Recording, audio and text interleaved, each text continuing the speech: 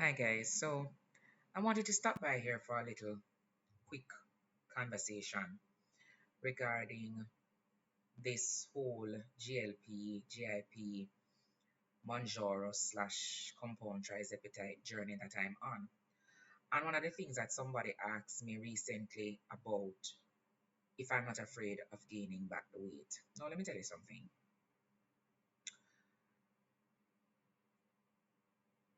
Let me reverse. Hi everyone, welcome back to Conversations with Shelly. I am Shelly, and of course, this is my little ramble. Yeah. Now I had to stop on here quickly. So I'm fast forwarding now.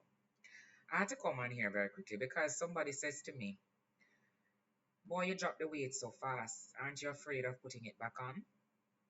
And aren't you afraid of those GLP-1, GIP medications that you're taking and all of this that is happening to you so drastically?"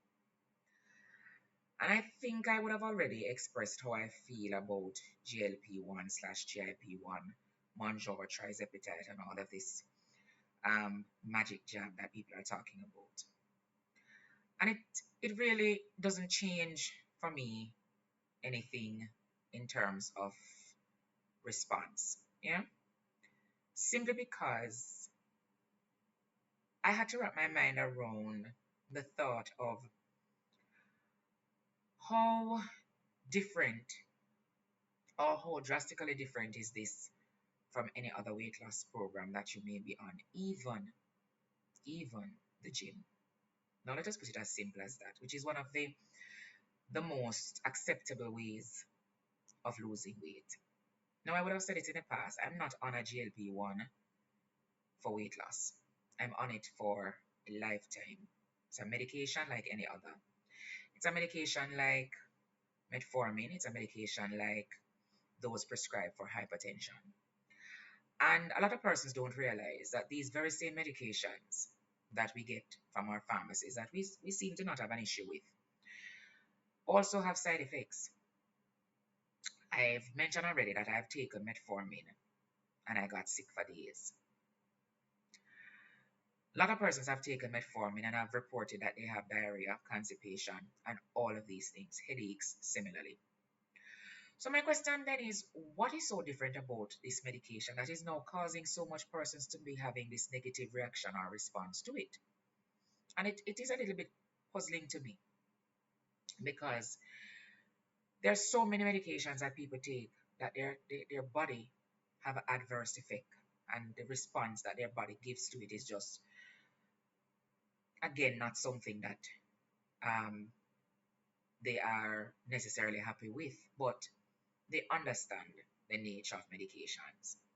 So the fact that GLP is coming and you are getting this adverse reaction or response to it all the time, or in most cases, is surprising to me because, as I said, I treat it like no other. I treat it in the same way that I treat any other medication that I have a response or an adverse effect to. I remember when my sister was a baby, and Marky, she's the eldest of the two, right? But I do recall it. And they gave her penicillin, and the penicillin leaned her entire face. Now, would anybody say that penicillin is something that should not be taken? I'm sure not. This very day, people are still taking penicillin. I have also heard of people taking medication for shingles, and it has caused them to have all kind of reactions. But is the medication still being prescribed for shingles? Absolutely. So the fact that someone comes in and has an issue with a medication that, like most, if not all medications, depending on the body, depending on the individual, there may be certain responses or reactions that are just adverse. Again, baffles me as to why it is causing such alarm. But let us go back to where I really want to take it. If you even look at something as simple as going to the gym, Somebody asked me, you're not afraid to put on the weight? And I said to myself, as opposed to what? As opposed to going to the gym, because I did that. I spent monies, monies on gym instructors, personal instructors. I could call a couple names, well-known ones as well. And she put on the weight same way. I could also mention the many dieting programs that I've been on. Try to eat the same way, still put on the weight. So what now is making this different? If I put back on the weight, I put back on the weight. What is the issue? I don't get it. I don't get it. There's nothing surprising to put back on the weight if your lifestyle hasn't changed, like any other of these other things. If you stop doing them and you've made no lifestyle changes, what you expect will happen? Talk to me good and clean people. What do you expect will happen? When you going to put on the weight same way, on a lifestyle will go back the same way. Anything you do, there has to be a lifestyle change that is going to drive it thereafter, or they're going to be back right where you started. So help it make sense to me. Make it make sense. So please, guys, when people are on this GLP-1, like any other medication, don't ask them about any adverse effect, because medications give adverse effect, even something as simple as aspirin. I know people who take aspirin and them would are dead just by taking aspirin. I remember when I was growing up, I used to take ibuprofen for cramps. It would have killed me stomach. It would make me vomit from here till the morning. It's all over the counter. But the impact that it has on my body would have sent me to the hospital. So what? Make it make sense. Guys, I'm not upset. I just have to keep it real with a lot of the persons who are coming and talking about, you don't afraid of this and you don't afraid of that. Yes, we are, but most things come with risk. And I told you already, the risk associated with losing my sight or losing my arms or losing my limbs or losing some very important organ in my body at this point in time does not outweigh the nausea, the headache, the vomiting, the diarrhea, or the constipation. It don't outweigh that, because I can get things over the counter for that. And I'm going to go back over that again because I think that was well ventilated. Yeah. So then it comes to me now to talk more so about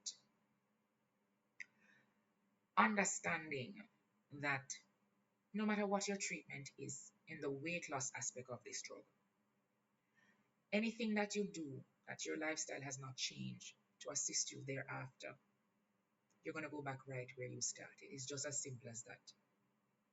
There's no rocket science behind it. There's no great epiphany behind it. It is just what it is. Yeah. So having said that, guys, if you do your blood work and you do your consultation and you do your research with your medical doctors and your medical providers and all these other persons that I encourage you to do, like everything else, and these treatments are taken and you suffer adversity to the point that it just don't make any sense for you, that's your personal decision and your personal choice. You can make it. And until there are research to show that these things are really not to be taken, they're like any other drug that has its side effects, and some people more so in their bodies than others. All right. So that's my little ramble for today. That's my little, you know, I need to say it moment, one of those things. But separate and apart from that, I want to also mention that November 5th, we had Obesity Week.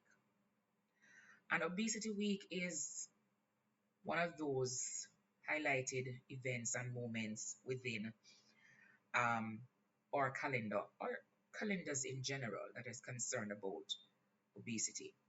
That, experts, the academic community come together and reason about this chronic and progressive disease. And that must be taken into consideration like any other chronic and progressive disease that is out there. And we have to find a way to move the conversations outside of seeing it as something that persons can control by stop putting things in their mouth and not understanding the science behind what the brain and the gut is telling you. Now, A lot of persons don't understand what happens in the mind or the gut of somebody who suffers from this particular condition. And I do recommend that before you draw a broad brush on persons who you see are obese, take a page out of my book and understand that it takes nothing for me to put weight on. Nothing at all. I could try everything in the world. Doesn't take a lot. If I drink water, I keep it into my body. It doesn't go anywhere. I retain it for days until I become inflamed. It's just my biology. It's just my body, my makeup, my molecular structure. And there's nothing really I can do about it until the advent of this GLP-1 slash GIP medication. So let us shift the mindset when it comes to having an appreciation of these new drugs and helping to spread the message that more research may need to go into it. But for now, approach it with an open mind, approach it with an open thought process, and see for what it is, for the many good that it has done for quite a lot of us who are diabetics and hypertensive and suffering from PCOS or suffering from sleep apnea, and understand that obesity in and of itself is something that is out of control within our world, within our communities, within our countries. And if there is some way that these things can be remedied, let us at the very least be open minded about it and welcome as much research, as much conversations, as much opportunity and access as is possible. And that is what this channel is also about. It is about giving you information about something that I otherwise would not have had if I did not have persons who are ahead of me in this community that have taught me and have showed me that there is something outside of the run of the mill everyday method that I've been using for almost all my life. Yeah. So again, guys, just be kind, be thoughtful, be caring, because there are persons out there that are not obese because of what they're putting in their mouth. Just like that, there's a real, real serious illness that they are suffering from. So yes, it's another ramble from me, but this time I had a little bit of a frame around it, and I hope I didn't touch too much nerve, but I had to be true to myself. I had to keep it 100 with you, and I had to just give you another perspective. You know, I had to drown out a lot of the noise that is happening within the market. So, as always, thank you so much for your time, for your patience, for your attention, and more so for your ears. And until I see you next, be well.